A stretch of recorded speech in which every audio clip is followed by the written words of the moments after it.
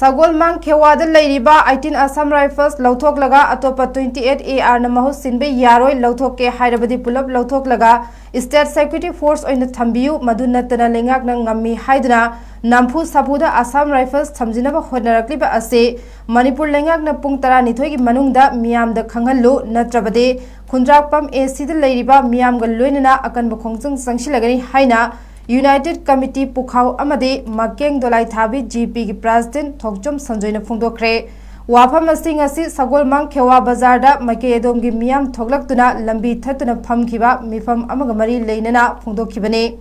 Sanjoyna Hai Manipur me ahum dagi haurakhiba lan asida 22 Assam Rifles na Kuki militant sing the mating pangsinduna Kuki militant sing chingthakta pukhatlaga Maitei sing the numit mangani chupna nomai kaptharakiba adu laibak miyamna khangnarba wafamne numit adudagi hauduna Assam Rifles ta thajaba mangkhrabani adubo 18 Assam Rifles ta mafam asta laktuna leibadagi Kuki amadi Maitei singi marakta irang thoktana lakpane charak asida Ngarang nauna amok 18 AR sindoklaga 28 AR gi company na mahus sinaba honariba ase Kuki singda achoba lalong ama semnaba barton thabaga chap manai miyam na pambade matam khara khakki oina AR 18 AR asi thambiu atopa company amana mahus sinbigano haiba wafam Manipur lengak na tabi duna pung tara nithoi gi manungda lengak na miyam da khangan biu haike lan golpadi hai tare me gi ahum dagi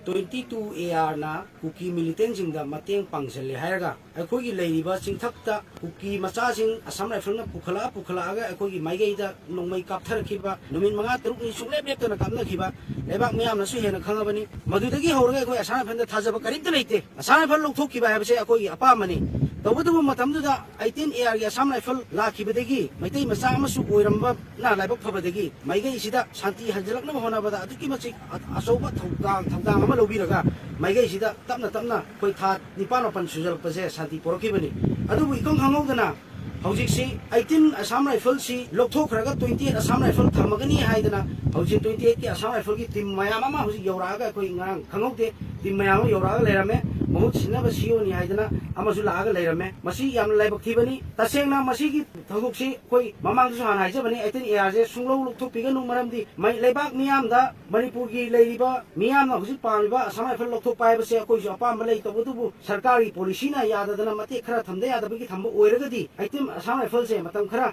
adum lehen biu haijabani adu tai fadana hausi miyam ge apam masi gi mayokta 18 Assam Rifle loktoga 28 Assam Rifle thamgani haibasi akoi gi maigai da achoba irang ama sagatnaba Kuki ge achoba lalong ama silakpani haibasi maigai gi praja singna lokdaba ngamde maramaduna akoi gi maigai da loktoga dabo gadi Assam Rifle si pulo lokto pigaro aduga akoi gi State Security Force natana koi maigai si gi praja singna ayaba mat piro lambi ngasi dagi hongna akoi sungsoi soidana thingjal laga akan mo khongjang changchan jaragani akoi da ngasi phamjari basi akoi lamlung dagina akoi yawang thangna kan leitang kopi aduga kunabung kendra hawgi aduga mamiyam singni aduga mamang thangna kan dana tongan mamaya baibigi akoi tongan leikai sing lifu yan thai aduga bakamai ni singti mamana ngarang si khanghau dana Assam Rifle 18 lau thokraga akoi 20 Assam Rifle thamakwa asida akoi atuki madi mungnangba nei tang ahum dagina ngasi phawbada atuki madi Kuki musumai maidai sing nutrient da ngak sendana santi lehriba kamu irang thon riba aduga Rifle 18 lau thokraga akoi 20 Assam Rifle thamakwa habise akoi maigei sigi miyam na yaninde